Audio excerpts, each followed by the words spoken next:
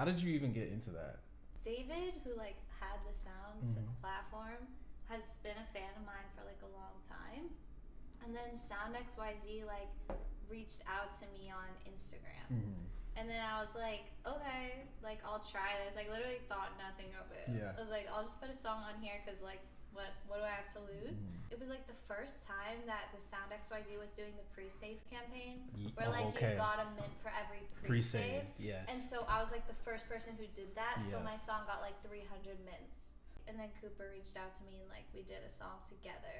Yeah, and then that song got like it's like crazy, like 50K, like some crazy amount of mints. And I was like, well, it was like actually like I don't know, a time where I was like considering quitting music. Wow. But then that was like gave me enough money that I could like keep going and not get another job for a while. It was like really great.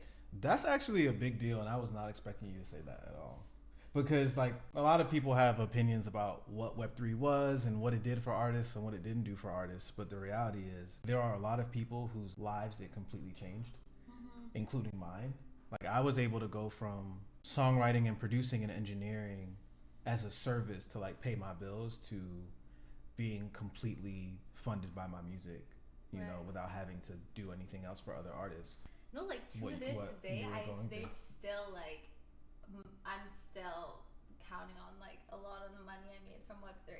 Wow. It's like still funding my music to this day. That's crazy. Like it's crazy to have some sort of foundation that gives you that like, I'm safe, I have my needs taken care of. It just like opens up that space for you to actually create 100%.